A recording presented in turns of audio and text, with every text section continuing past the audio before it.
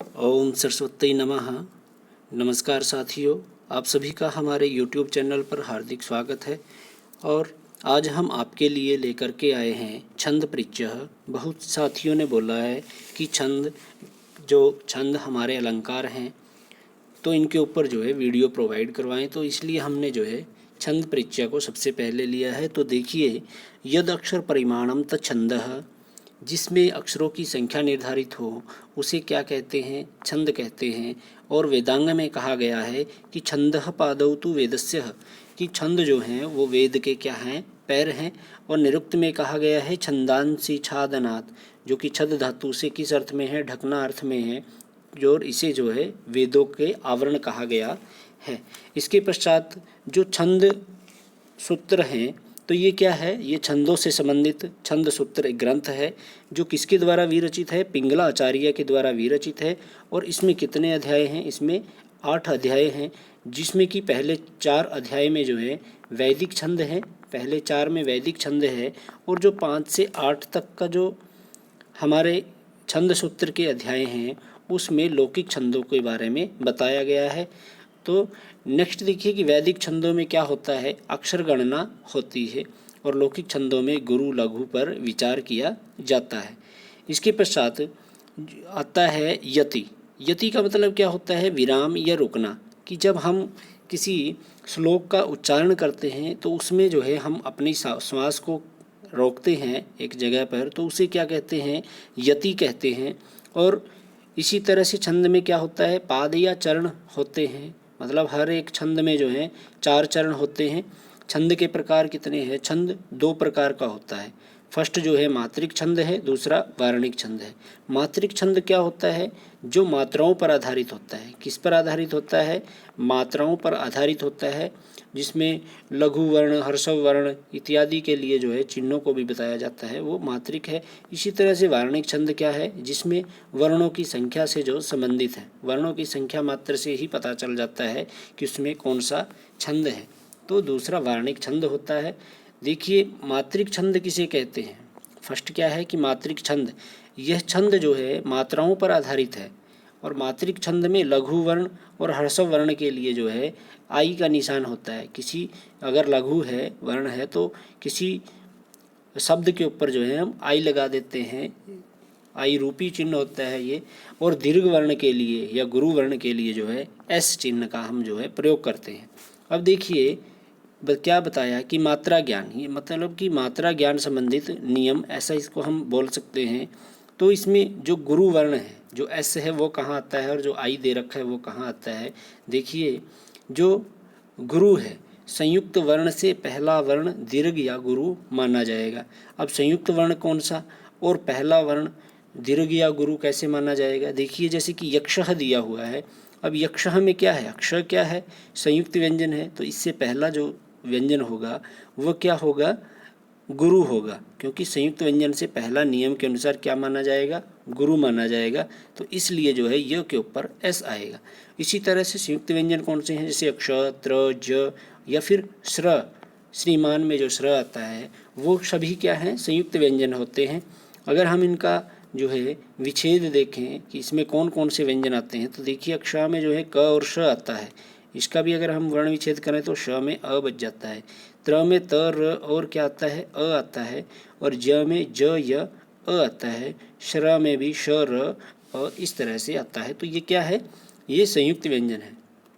और इस संयुक्त व्यंजन से जो पहला अक्षर होगा वो क्या होगा? दीर्घ होगा। और उसके लिए कौन सा चिन्ह आता है? उसके लिए एस चिन्ह का प्रयोग करते हैं। दीर्घ स्वर, दीर्घ स्वर कहाँ पर आएगा? मतलब कि दीर्घ स्वर के लिए भी हम किसका प्रयोग करेंगे? गुरु चिन्ह का, एस का प्रयोग करेंगे। तो दीर्घ स्वर से युक्त व्यंजन गुरु होता है। कैसे होता है? देखिए, जहाँ पर आ या फिर ई या फिर दीर्घ उ, री, न, द, ता इस तरह से मिले, तो ये सभी क्या है? कैसे वर्ण है? ये दीर्घ स्वर वाले वर्ण हैं। तो क्या होगा? ये दीर्घ स्वर वाले, इनके लिए गुरु का प्रयोग करते हैं। गुरु चिन्ह ऐसे है। जैसे रामः, रामः में क्या है? रामः आ की मात्रा लगी हुई है, तो ये क्या होगा? गुरु वर्ण होगा। इसके पश्चात देखिए सानुस्वारः, सानुस्वारः मतलब कि अनुस्वार सहित। अनुस्वार युक्त वर्ण भी क्या होता है, गुरु होता है, जैसे कि वंशः और सायः। अब यहाँ पर अनुस्वार है तो ये क्या होगा, एस होगा, दीर्घ होगा, गुरु होगा। और इसी तरह से वंशः में वंशः इस तरह से होता है, वंशः, तो यहाँ अनुस्वार आया तो ये क्या होगा, गुरु होगा। और श क्या है, ये आई, ये लघु है। इसके पश्चात क्या है कि विसर्ग युक्त वर्ण, विसर्ग युक्त वर्ण कैसा होता है, गुरु होता है, जैसे कि रामः पतिः। रामः में क्या है, ये गुरु है, दीर्घ वर्ण है तो इसलिए ऐसा आया। और यहाँ पर विसर्गे हैं, विसर्गों से युक्त होने के कारण ऐसा आया, तो ये गुरु वर्ण है दोनों। और इसी तरह से पति ही, ये आई आएगा। क्यों आएगा, क्योंकि ना तो ये दीर्घ वर्ण है, ना संयुक्त व्यंजन है इसके बाद, और न ही विसर्गों से युक्त है, इसलिए आई आएगा। और बाकी में ऐसा आता है। अब इसके पश्चात क्या कहा कि पदांत को आवश्यकता अनुसार जो है लघु या दीर्घ मान लेंगे।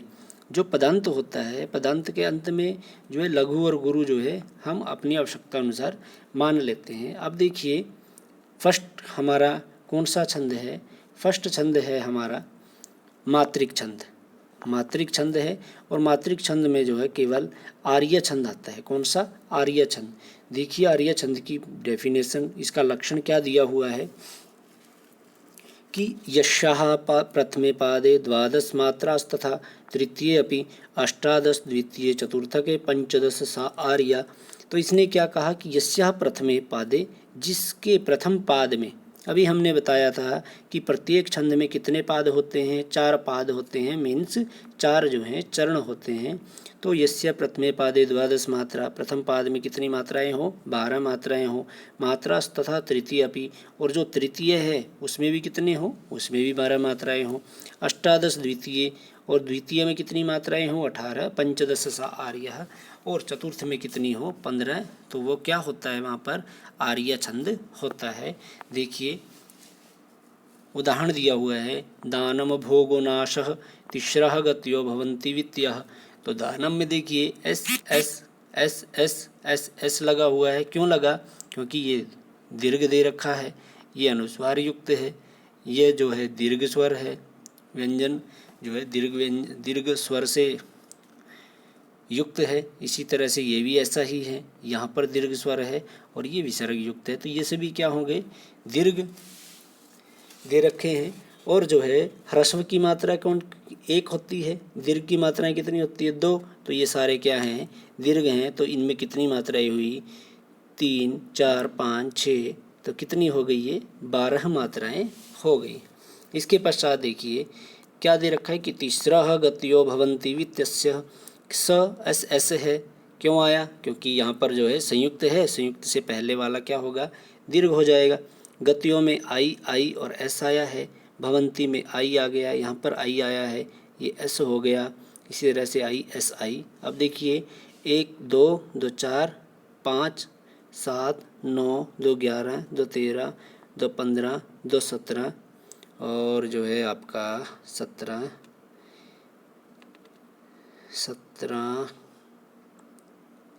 18 कैसे होगी भाई ये, हाँ ये बड़ा गलत है, क्योंकि संयुक्त आ गया ना, उससे पहले क्या होगा, ये दीर्घ हो जाता है। इसी तरह से ये हमारा आर्य छंद का जो है उदाहरण था। नेक्स्ट देखिए, नेक्स्ट क्या कहा कि वार्णिक छंद। वार्णिक छंद कौन से हैं, वार्णिक छंद जो हैं 3 तरह के होते हैं। फर्स्ट तो है समवृत, सेकंड अर्ध समवृत, और तीसरा जो है विषमवृत है। समवृत का मतलब क्या है, प्रत्येक छंद में जो है 4 पाद होते हैं। उन 4 पाद में जो है चारों चरण में अगर वर्णों की संख्या समान हो तो वो कैसा है, समवृत छंद है। अर्ध समवृत छंद कौन सा होता है, जिसमें आधे समान चरण हो, मतलब कि या तो पहला और तीसरा समान हो, या पहला दूसरा समान हो, तीसरा चौथा समान हो, मतलब आधे जो है उसमें समान होंगे, वो कैसा होगा, अर्धवृत्त होगा। और विषम वृत्त जो है वर्णिक छंद का प्रकार कैसा होगा, जिसमें सभी चरण जो हैं वो विषम होंगे, उसे क्या कहेंगे, विषम वृत्त वर्णिक छंद। तो इस तरह से जो वर्णिक छंद है वो 3 तरह का बताया गया है। अब देखिए इसके पश्चात जो है गणों की बात करते हैं। अब गण क्या होते हैं, गण होते हैं कि वर्णों का समूह, इसमें वर्णों का समूह होता है। जैसे कि आई एस एस आई, ये जो है कहाँ पर आएंगे, क्यों आएंगे, कौन से गण में, कौन से गुरु होते हैं, कौन से लघु होते हैं, तो वो सभी उन वर्णों का समूह क्या कहलाता है? गण कहलाता है। और गण में कितने वर्ण होते हैं? 3 वर्ण होते हैं। एक गण में कितने वर्ण होंगे? 3 वर्ण होंगे। और गण कितने हैं? गण टोटल 8 हैं। दोबारा से देख लीजिए, गण किसे कहेंगे? वर्णों के समूह को। और गण में कितने वर्ण होते हैं? एक गण में 3 वर्ण होंगे। और गण कितने हैं? टोटल 8 हैं। तो देखिए उसके लिए सूत्र क्या दिया हुआ है? सूत्र है ये यमाता, क्या है? यमाता राजभान सलगाह, ये है यमाता राजभान सलगाह, ये है। और इसमें कैसे? अब देखिए य से क्या बनेगा? यगण बन जाता है। कौन सा गण बनेगा? यगण बन जाता है। और यगण में ये 3 वर्ण आए हैं, य माता। अब य में क्या आएगा? आई। और यह दीर्घ है, ऐसा आ गया, यहाँ पर ऐसा आएगा, यहाँ पर ऐसा आ गया, ये आई आएगा। यहाँ पर दीर्घ स्वर है, यहाँ पर कोई दीर्घ नहीं है, यहाँ पर लघु है, ये भी लघु है, ये गुरु है, इस तरह से। और हम 3-3 वर्णों को इस तरह से जोड़ते जाएंगे। यगण में क्या बनेगा? य माता, य माता से। अब य माता में क्या था? ISS था। तो इसका मतलब क्या है? जिसमें आधी लघु और शेष गुरु हो तो वो क्या होगा? यगण होगा। जैसे ISS ये दे रखा है। इसके पश्चात क्या है? मगण। मगण का क्या बनेगा? मातारा। माँ से स्टार्ट करेंगे, मातारा। अब इसमें क्या है? मातारा में सभी गुरु हैं, SSS। तो सर्व गुरु किस में होते हैं? मगण में। इस तरह के प्रश्न परीक्षा में आते हैं तो सभी गुरु होंगे, वो कौन सा है? मगण होगा। इसके बाद है थर्ड दे रखा है तगण। तगण में क्या होगा? ताराज। ठीक है, यह माताराज भानसलगा, इसमें देख लीजिए एक बार क्या है? ताराज, ताराज। ठीक है, तो तगण बन जाता है। अब ये क्या बनेगा? SS और I। तो अंतः क्या है? लघु। अंतः लघु किस में होता है? तगण में। चिन्ह क्या बनेगा उसका? SSI, इस तरह से बन जाता है। उसके पश्चात है रगण। रगण में क्या बनेगा? राजभा, य माता राजभान। ठीक है, राजभा बन जाता है। तो मध्य लघु होता है किसमें? रगण में। और उसका चिन्ह क्या होता है? SIS। बिल्कुल आसान है, इस सूत्र को लिखिए, उसके ऊपर चिन्ह लगाइए, 3-4 बार इसकी प्रैक्टिस कीजिए तो आपका ये प्रश्न बिल्कुल भी गलत नहीं होगा। और परीक्षा में इसमें से प्रश्न 2-3 क्वेश्चन ही तो मिनिमम आते ही आते हैं। जैसा कि DSSB में भी आपने देखा हो आया हुआ था, लास्ट टाइम PGT स्क्रीनिंग में भी आया हुआ था, और UGC नेट में जो है जैसे कि इंद्र वज्रा, उपेंद्र वज्रा का उदाहरण पूछ लेते हैं या फिर उसमें कितने वर्ण हैं, इस तरह का जो है क्वेश्चन अवश्य आता है। और साथियों, जिन्होंने हमारे चैनल को सब्सक्राइब नहीं किया है वो चैनल को सब्सक्राइब कर लें और बेल आइकन को ज़रूर दबाएं ताकि आपको हर हमारी वीडियोज़ का नोटिफिकेशन मिलता रहे। देखिए जगण है, जगण में जभान मध्य गुरु होता है जिसमें ISI। उसके पश्चात भगण है, भगण भानस जिसमें आदि गुरु हो तो क्या होगा? आदि गुरु, बाकी दोनों लघु हैं। नगण, नगण में नसल बन जाता है, यह माता राज भान सलग, तो सर्व लघु, तो जिसमें सभी लघु दे रखे हों वह नगण होगा। इसके पश्चात सगण है, सगण में सलगाह जिसमें अंतः गुरु होता है वो क्या होगा? IIS, ये उसका चिन्ह होगा। और बाद में जो है लघु और ल और गह बचता है, यह माता राजभान सलगाह। ल से लघु और घ से गुरु, और लघु के लिए आई होगा और गुरु के लिए S का चिन्ह होता है। अब देखिए वार्णिक छंद का जो फर्स्ट दे रखा है अनुष्टुप छंद, उसका लक्षण देखिए। अनुष्टुप छंद लक्षण क्या है? श्लोके षष्ठम गुरुर्जेयम सर्वत्र लघु पंचमम द्विचतुष्पाद्यो ह्रस्वम सप्तम दीर्घमन्यो। तो इसके जो है प्रत्येक पाद में कितने वर्ण होते हैं? 8 वर्ण होते हैं और 4 पाद होते हैं। तो इस तरह से अनुष्टुप छंद में कितने वर्ण होंगे? 32 वर्ण होंगे। साथियों, हम वीडियो के अंत में जो है आपको इनका बिल्कुल ट्रिकली इसको बता देंगे, लेकिन परीक्षा में जो है वो लक्षण भी पूछ सकता है, तो हमें लक्षण पता होना चाहिए। या फिर उसके प्रत्येक पद में जो है कितने वर्ण हैं, इस तरह का प्रश्न पूछ सकता है। या फिर टोटल वर्ण जो है वो कितने होते हैं, या फिर उदाहरण दे सकता है। उदाहरण तो आएगा ही आएगा कि इसमें कौन सा छंद है, तो उसके लिए हमें जो है लक्षण वर्णों का ज्ञान होना चाहिए। देखिए पहचान क्या है? इसके चारों पाद में जो छठा वर्ण है वो क्या होगा? गुरु। इनमें चारों चरणों में, और 5वां लघु होता है। दूसरे और चौथे पाद में जो 7वां वर्ण है वो लघु होगा, और पहले तीसरे पाद में सातवां वर्ण क्या होगा, गुरु होगा। देखिए उदाहरण, धर्मक्षेत्रे कुरुक्षेत्रे संवेतायुत्सवः मामकः पांडवाश्चैव किम कुर्वत संजयः। अब इसमें जो क है वो कौन सा है, पांचवा वर्ण है, तो ये लघु है। और जो छठा वर्ण है वो क्या है, वो गुरु है। और सातवां भी क्या है, गुरु है। सातवां गुरु क्यों है, क्योंकि वो पहले और तीसरे में गुरु होगा, ठीक है, ये गुरु है। दूसरे और चौथे में क्या होगा, लघु होगा, तो ये लघु दे रखा है। और जो छठा वर्ण है वो चारों पाद में क्या होगा, गुरु, तो ये गुरु ही दे रखा है। और जो पांचवा वर्ण है वो क्या होगा, वो लघु होगा, तो इसमें पांचवा ही दे रखा है, लघु।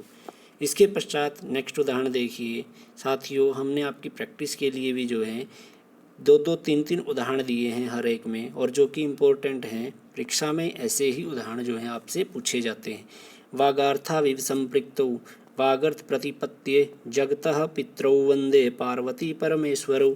तो इसमें भी कितने वर्ण हैं, 8 वर्ण हैं चारों में, और वही है पहले में जो है पांचवा वर्ण क्या होता है, चारों वर्णों में लघु होता है, और छठा जो है वो क्या होता है, गुरु होता है। लेकिन सातवां वर्ण जो है वो कैसा है, पहले और तीसरे में जो है गुरु होता है, दूसरे और चौथे में जो है लघु होता है। इसके पश्चात देखिए, शैले शैले न माणिक्यम, क्या दे रखा है उदाहरण, शैले शैले न माणिक्यम मौक्तिकम न गजे गजे साधवो न ही सर्वत्र चंदनम न वने वने।